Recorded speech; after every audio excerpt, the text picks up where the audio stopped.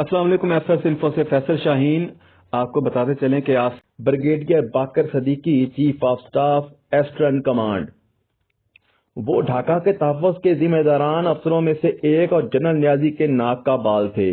ان پر الزام تھا کہ وہ 10 دسمبر کو جب جی ایچ کیو نے یہ احکامات جاری کیے کہ پسپا ہونے والے دستے اپنے آلات اور رسد کو ناکارہ بناتے ہوئے اپنی جگہ چھوڑ دیں، تو باقر صدیقی نے اس پلان پر عمل نہیں کیا۔ ان کے بریگیڈیئر جنرل ناگرا کے سامنے رسمی طور پر ہتھیار ڈالے، اور یہ بھی کہا جاتا ہے کہ دوران قید ان کی تعلقات نگراں انڈین افسروں سے اتنے بہتر ہو گئے کہ کلکتہ میں کیمپ سے کبھی کبھار باہر جا کر شاپنگ بھی کر لیتے تھے۔ بریگیڈیئر باقر صدیقی کو بعد ازاں ملازمت سے برطرف کر دیا گیا، لیکن پھر مختصر عرصے کے لیے بحال کر کے باعزت ریٹائرڈ کیا گیا۔ کچھ عرصے پی آئی اے شیور کے سربراہ بھی رہے ہیں۔ بریگیڈیئر محمد حیات کمانڈر 107 بریگیڈ 39 ڈویژن 39 ڈویژن، ان کا بریگیڈ جیسور سیکٹر کا ذمہ دار تھا۔ کہا جاتا ہے کہ وہ 6 دسمبر کو جوانوں کو چھوڑ کر نکل لیے اور پوری سپلائی اور اسلحہ دشمن کے ہاتھ لگا، بعد ازاں ریٹائر کر دیا گیا۔ جبکہ بریگیڈیئر محمد اسلم نیازی کمانڈر 53 بریگیڈ 9 ڈویژن، ان کا بریگیڈ لکشم کے علاقے میں تعینات تھا۔ کہا جاتا ہے کہ وہ 9 دسمبر کو 124 بیمار اور زخمی نوجوانوں کو چھوڑ کر نکل لیے اور سارا راشن اور امیونیشن دشمن کے ہاتھوں لگ گیا۔ محکمہ جاتی کارروائی کی سفارش بھی جسٹس حمود الرحمان، جن کی زیر سربراہی سکوت ڈھاکہ کی وجوہات کی تعین کے لیے کمیشن قائم کیا گیا تھا۔ حمود الرحمان نے کمیشن میں درج ذیل افسروں کے خلاف محکمہ جاتی کارروائی کی سفارش کی تھی۔ Brigadier S A Ansari commander 23 brigade, ان کا نام 195 افراد کی فہرست میں شامل کیا گیا جن پر حکومت بنگلہ دیشی جنگی جرائم میں ملوث ہونے کا الزام لگا تھا۔ Brigadier Abdul Qadir Khan commander 93 brigade 36 division, Khan صاحب فوج میں مونچھوں کے سبب زیادہ مشہور تھے۔ ان کی ذمہ داریوں میں محب وطن اور غیر محب وطن بنگالیوں کی اسکریننگ بھی شامل تھی۔ جب انڈیا ایئر بون دستے ڈھاکہ کے نواح میں اترنے شروع ہوئے تو عبد القادر ڈھاکہ کے مسافتی علاقہ جمال پور میں بریگیڈ کمان کر رہے تھے۔ یہ اس مغالطے میں قیدی بن گئے کہ پیراشوٹوں سے ان کی مدد کے لیے چینی فوج اتر رہی ہے۔ اس کے علاوہ بریگیڈیئر منظور احمد کمانڈر 57 بریگیڈ 9 ڈویژن کے خلاف بھی محکمہ جاتی ایکشن کی سفارش کی گئی۔ کمزور پیشہ ورانہ صلاحیتیں، کمیشن نے مجوزہ ذیل 4 میجر جنرلوں اور 19 بریگیڈیئر کے بارے میں کہا، یہ اپنی کمزور پیشہ ورانہ صلاحیتوں کے سبب مزید عسکری ذمہ داریوں کے قابل نہیں ہیں۔ میجر جنرل محمود حسین انصاری کمانڈر 9 ڈویژن، پاکستان واپسی کے بعد لاہور ڈیولپمنٹ اتھارٹی کے چیئرمین رہے۔ جمعیت علماء پاکستان کے ٹکٹ پر قومی اسمبلی کا انتخاب بھی لڑا۔ بعد ازاں جماعت اسلامی کے احتساب سیل کے نگراں رہے اور فروغ تعلیم و صحت کے این جی او میں بھی فعال رہے۔ 14 جنوری 2004 میں وفات ہوئی۔ Major general Qazi Abdul Hamid commander 14 division, حمود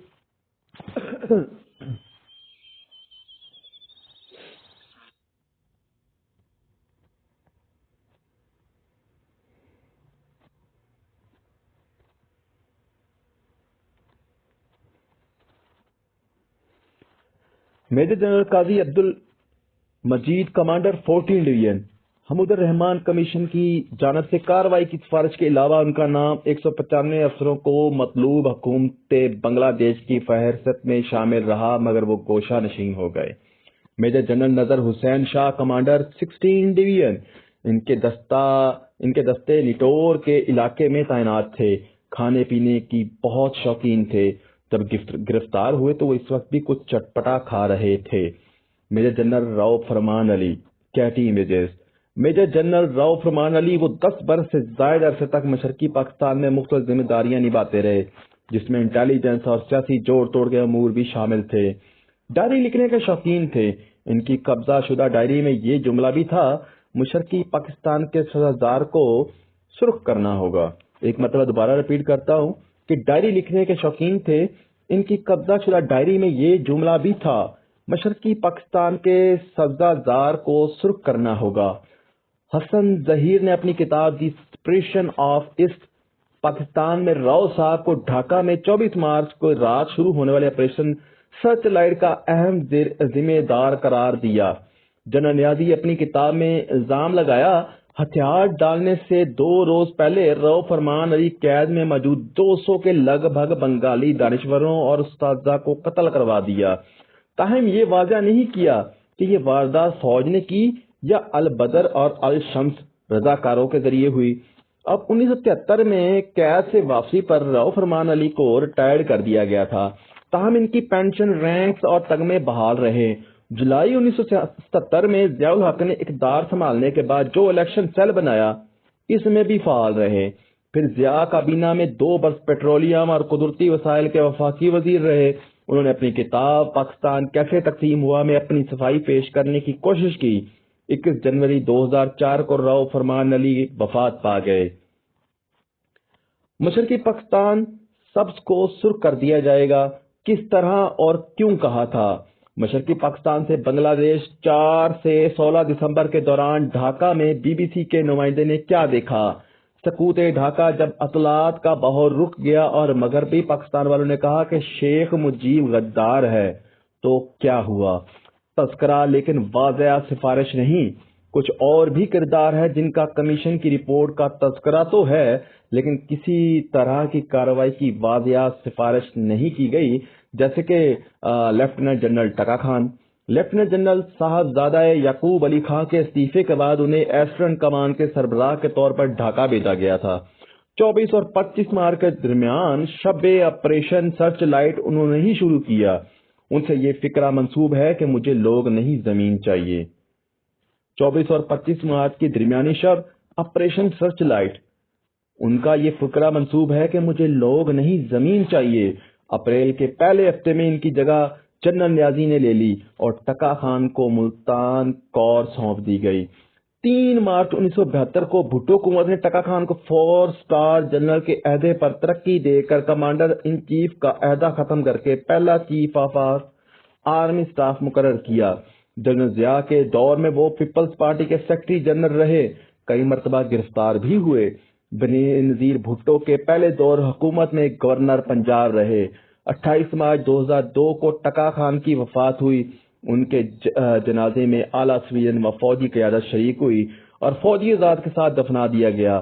بے نظیر بھٹو نے اپنے تعزیتی پیغام میں کہا کہ وہ ملک کے اعلیٰ عہدوں پر سخت محنت اور قانون کی حکمرانی کے سبب پہنچے تھے۔ جنرل ٹکا خان بے نظیر بھٹو کے پہلے دور حکومت میں گورنر پنجاب بھی رہے۔ بریگیڈیئر جہانزیب ارباب، کمانڈر 57 بریگیڈ، حمود الرحمان کمیشن کے روبرو گواہوں نے ان پر لوٹ مار، قتل و غارت میں ملوث ہونے کے الزامات لگائے ہیں۔ بقول جنرل نیازی اور بدعنوانیوں کی پاداش میں بریگیڈیئر ارباب اور ان کے ساتھی جونیئر افسروں کی کورٹ مارشل کی سفارش کی گئی ہے اور انہیں مغربی پاکستان میں واپس بھیج دیا گیا ہے۔ جنرل ضیاء الحق کے مارشل لا کے بعد جنرل ارباب باحثیت کمانڈر 5 کور سندھ کے مارشل لا ایڈمنسٹریٹر اور گورنر رہے۔ ریٹائرمنٹ کے بعد متحدہ عرب امارات میں پاکستانی سفیر بھی رہے۔ وائس ایڈمرل مظفر حسن 1969 میں 2 مارچ 1972 تک بحریہ کے سربراہ رہے۔ انہیں فوج کے سربراہ گل حسن اور فضائیہ کے سربراہ ایئر مارشل رحیم خان کے ساتھ فوج کی جگ برانچ کی سفارش پر مراد ضبط کر کے عہدے سے برطرف کر دیا گیا۔ دوران جنگ نے فضائیہ سے مدد نہ ملنے کی مسلسل شکایت رہی۔ اس بارے میں فضائیہ کے سربراہ ایئر مارشل رحیم کا یہ فکرہ بہت مشہور ہوا، جو انہوں نے مظفر حسن سے کہا: اولڈ بوائے، جنگوں میں ایسا ہوتا ہے، مجھے افسوس ہے تمہارے جہاز ڈوب گئے۔ ایئر مارشل عبد الرحیم خان دوران جنگ پاک فضائیہ کے سربراہ رہے۔ بھٹو اقتدار کی منتقلی میں گل حسن کے ساتھ اہم کردار ادا کیا، مگر 3 مارچ 1972 کو یہ جیگ برانچ کی سفارش پر برطرف ہوئے اور مراد ضبط ہو گئی۔ بھٹو نے تالیف قلب کے لیے اسپین میں سفیر بنا دیا، لیکن 13 اپریل 1970 کو انتخابات میں دھاندلی کے خلاف احتجاجاً سفارت سے استعفیٰ دے دیا۔ اس کے بعد امریکہ میں بس گئے اور وہیں 28 फरवरी 1990 को इंतकाल हुआ। कुछ अफसरों के पास अहम जिम्मेदारियां थीं, लेकिन उनका किरदार ज़ेरे बहस ना आ सका, जैसे कि मेजर जनरल अकबर खान। 1966 से लेकर 1971 तक डायरेक्टर जनरल ISI रहे। उन्होंने याहिया खान के नेशनल सिक्योरिटी एडवाइजर जनरल गुलाम उमर के साथ मिलकर 1970 के इंतखाबात हस्बे मंशा नताइज हासिल करने के लिए खासी तगोदो की। किरदार निभाने से इनकार, मगर कुछ ऐसे जर्नेल भी थे जिन्होंने आंख बंद करके ड्रामे के किरदार निभाने से इनकार कर दिया, जैसे कि जनरल याकूब अली खान। साहबजादा याकूब अली खान को मशरकी पाकिस्तान के हवाले से हुकूमती हिकमत अमली से इख्तलाफ था। जब मशरकी पाकिस्तान में एजिटेशन जोरों पर था तो ये ईस्टर्न कमांडर के सरबराह और मार्शल लॉ एडमिनिस्ट्रेटर जून बी थे। उन्होंने 7 मार्च 1971 को फौजी क़यादत की मशरकी पाकिस्तान के तनाज़े में सियासी व अस्करी हिकमत अमली से इख्तलाफ करते हुए इस्तीफा दे दिया। एडमिरल SM एहसन, उनका शुमार पाकिस्तान के बहरिया के ममारों में होता है। 7 मार्च 1971 को याहिया हुकूमत की मशरकी पाकिस्तान के मुतल्लक पॉलिसियों पर इख्तलाफ करते हुए वहां की गवर्नरी से इस्तीफा दे दिया। पिंडी की फौज क़यादत के सामने वो तनहा मशरकी पाकिस्तान का सियासी मुकदमा लड़ते रहे, जिस पर उन्हें एक मुश्किल आदमी और बंगालियों के हाथ बिकने वाला जैसा ताना भी सुना पड़ा। रिटायरमेंट के बाद वो पाकिस्तान के नेशनल शिपिंग कॉरपोरेशन के सरबराह भी रहे। उन्होंने पोर्ट कासम की बुनियाद रखी थी। आखिरी जिंदगी गोशा नशीनी में गुजारी और 4 दिसंबर 1999 को वफात हुई। आला सिविल व फौजी क़यादत की मौजूदगी में एजाज के साथ कराची के फौजी कब्रिस्तान में तदफीन हुई। और हजारों ऐसे फौजी जवान और अफसर भी थे जिन्हें महलाती साजिशों और पेज व खम की कोई खबर नहीं थी, जिनका नाम दोस्तों और दुश्मनों ने इज्जत से याद रखा, जैसे flight lieutenant Rashid Mahnaz, major Mohammad Akram, major Shabir शरीफ, सवार मोहम्मद हुसैन, लासन नाइक, महफूज वगैरह। ब्यूरोक्रेट्स और सियासतदान कुछ ब्यूरोक्रेट्स और सियासतदानों ने या हुकूमत के हर इक़दाम की रतबुल सानी में जमीन आसमान तक कर रखा था। इस वक्त ज्यादा असहाब के तस्करी की गुंजाइश नहीं, बतौर नमूना एक नाम ही काफी है, जैसे रोएदाद खान। रोएदाद खान कौन है? रोएदाद खान मशरकी पाकिस्तान के फौजी ऑपरेशन के आगाज से जून 1972 तक सेक्रेटरी इत्तलात रहे। उनका शुमार पाकिस्तान के सदाबहार ब्यूरोक्रेट्स में था। उन्होंने 5 सदूर के साथ काम किया। याहिया हुकूमत के दौरान उन्होंने बतौर सेक्रेटरी इत्तलात इस बात को यकीनी बनाया कि मशरकी पाकिस्तान में जो कुछ हो रहा है इसकी बनम मगरबी पाकिस्तानियों को ना पड़ जाए। उन्होंने पाकिस्तान के टेलीविजन की मैनेजिंग डायरेक्टर असलम अजहर को एक दस्तावेजी फिल्म दी ग्रेट बेट्रियल बनाने का काम सौंपा, जिसकी शूटिंग मशरकी पाकिस्तान के मुख्तलिफ इलाकों में की गई। इस फिल्म का मकसद मुक्ति बहानी के मजालिम उजागर करना था। चूंकि ये फिल्म ऑपरेशन शुरू होने के 4 माह बाद जुलाई में शूट हुई, लिहाजा इसमें जो लाशें और खोपड़ियां दिखाई गई इसके बारे में ये ना तय हो सका कि इन्हें किसने मारा है। लिहाजा इस फिल्म की स्क्रीनिंग का मंसूबा करके इसे महकमा इत्तलात के डब्बों में बंद कर दिया गया। और एजाज खान मशरकी पाकिस्तान के फौजी ऑपरेशन के मार्च में आगाज से जून तक 1972 तक सेक्रेटरी इत्तलात रहे और फिर भुट्टो हुकूमत ने इन्हें किसी और महकमे की जिम्मेदारी सौंप दी। जनरल जियाउल हक के तवील अरसे सेक्रेटरी दाखिला रहे हुई तो अबूई हुकूमत में एहतसाबी सेल के निगरान रहे। उन्होंने रिटायरमेंट के बाद पाकिस्तान ए ड्रीम गोन सावर लिखी। ब्रिटिश और अमेरिकन पेपर्स को भी किताबी शक्ल दी। जहां तक सियासी जमातों का मामला है तो सवाए असगर खान, वली खान, GM सैयद और मलिक गुलाम जिलानी के मगरबी पाकिस्तान में कमो बेश सब ने मशरकी पाकिस्तान के बारे में सरकारी कहानी को बिला सवालो जवाब हजम कर लिया। 26 मार्च को ढाका से कराची पहुंचने पर जुल्फकार अली भुट्टो ने कहा, खुदा का शुक्र है कि पाकिस्तान बच गया। मई 1971 में अमीर जमात इस्लामी मौलाना मौदूदी, हमारी बहादुर फौज ने पाकिस्तान बचा लिया। याहिया ने हुकूमत मशरकी पाकिस्तान में कौमी असम्बली की 78 और सूबाई असम्बलियों اسمبلی کی 93 نشستوں کو خالی قرار دے کر ضمنی انتخابات کرانے کا اعلان کیا، لیکن امن و امان کی صورتحال کے سبب یہ ممکن نہ ہو سکا۔ چنانچہ ان نشستوں کا ایسٹرن کمانڈر کے ہیڈ کوارٹر میں بندر بانٹ کر کے جماعت اسلامی، مسلم لیگ کے دھڑوں اور پیپل پارٹیز میں تقسیم کر دیا گیا، لیکن بعد میں یہ عمل قالین کے نیچے خاموشی سے دبا دیا گیا۔ حمود الرحمان کمیشن رپورٹ کو دبانے اور سیاسی جماعتوں کی خاموشی و علانیہ تائید سے آئندہ کے لیے یہ بات طے ہو گئی کہ احتساب اور پاکستان دو مختلف اصلاحیں رہیں گی۔ 1970 میں حکومت کا تختہ الٹ جانا، بھٹو کی پھانسی، بعد میں حکومتوں کا اکھاڑ پچھاڑ، بناسپتی اتحادوں کی تشکیل، کارگل اور مشرف کا برسر اقتدار آنا، ہر حکومت پر غیر یقینی کے باوردی سائے، اور سب کے ڈانڈے 71 کے سال میں ہونے والی واقعات میں آنکھیں موندنے سے جا ملتے ہیں، چاہے کوئی پسند کرے یا نہ کرے، لیکن انہوں نے جتنے کام کیے ہیں وہ سب ہیں کھرے۔ جنرل نیازی انڈیا کے سامنے ہتھیار ڈالنے والا جرنیل یا دھرتی کا بہادر سپوت؟ دیکھتے ہیں۔ جنرل امیر عبداللہ نیازی انڈیا کے سامنے ہتھیار ڈالنے والا جرنیل یا دھرتی کا ایک بہادر سپوت ہے۔ عمر فاروق دفاعی تجزیہ کار ہیں۔ انہوں نے جنرل اے کے نیازی دائیں اپریل 1975 میں لیفٹیننٹ جنرل امیر عبداللہ خان نیازی اے کے نیازی، وہ آخری جنگی قیدی تھے جنہیں انڈین فوج نے ضلع لاہور کی واگا چوکی کے مقام پر پاکستانی آرمی کے حوالے کیا تھا۔